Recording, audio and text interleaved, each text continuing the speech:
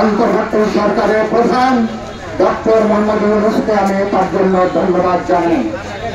একইভাবে আমি ধন্যবাদ জানাই গুনহা পরিবারের সদস্যদের অনুসন্ধানের জন্য ইতিমধ্যে সরকার একটা কমিটি তারা গঠন করেছেন।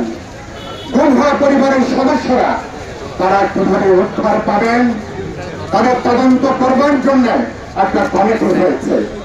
কিন্তু আমি আজকে গণমাধ্যমের সামনে আপনাদের মনোযোগ আকর্ষণ করতে চাই, 250-টিরও বেশি ডিজাইন অপশন নিয়ে ওয়ালটন স্মার্ট ফ্রিজ, বোঝে আপনার প্রয়োজন।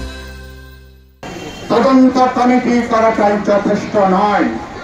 এই তদন্ত কমিটি একই সাথে এই গুণের সাথে যারা যুক্ত তাদেরকে চিহ্নিত করা খুবই জরুরি।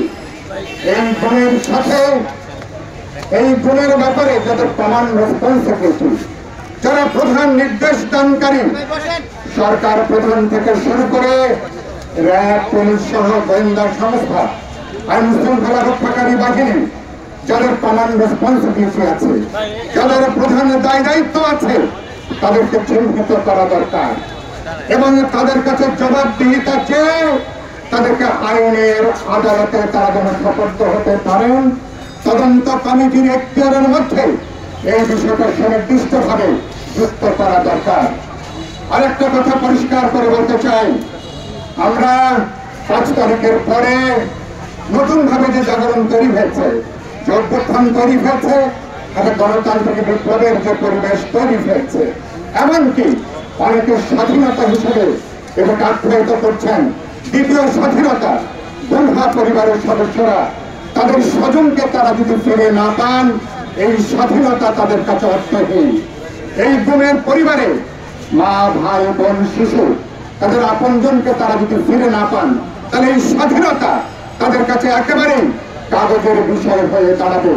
সরকারকে আমরা পরিষ্কার করে বলতে চাই, আগামী কয়েক মাসে আপনাদের অগ্রাধিকারের মধ্যে যে বিষয়গুলো থাকবে গুরুত্বপূর্ণ হচ্ছে গুনহা পরিবারের স্বজনদেরকে অনতিবিলম্বে তাদের কাছে ফেরত দেবেন। আয়না ঘর সম্পর্কে এখনো পর্যন্ত সরকারের দিক থেকে কোন শ্বেতপত্র প্রকাশ করা হয় নাই। দেশে কোন কোন ক্যান্টনমেন্টে কোন কোন জায়গাতে আয়না ঘর রয়েছে, আয়না ঘর শুধু ঢাকাতে না, সারা দেশব্যাপী আয়না ঘরগুলো বিভিন্নভাবে ছড়িয়ে আছে। আমি আগামী 1 সপ্তাহের মধ্যে আয়না ঘর সম্পর্কে সরকারের দিক থেকে পরিষ্কার ব্যাখ্যার দাবি করছি এবং আয়না ঘর সম্পর্কে শ্বেতপত্র প্রকাশ করবার দাবি করছি। আমাদের সৌভাগ্য, মাইকেল চাকমা কয়েক বছর পরে তিনি আজকে গুনঘর থেকে আমাদের মাঝে তিনি ফিরে এসছেন, আরো কয়েকজন ফিরে এসছেন। কিন্তু আয়না ঘরে যারা ছিলেন এখনো পর্যন্ত অনেকে ফিরে আসেন নাই। আয়না ঘরে এখন অনেকে বন্দী আছেন কিনা, তারা কোথায় গেছেন আমরা জানি না। আমরা সমস্ত তথ্য দেশবাসী, জনগণ, পরিবারগুলো আমরা দেখতে চাই।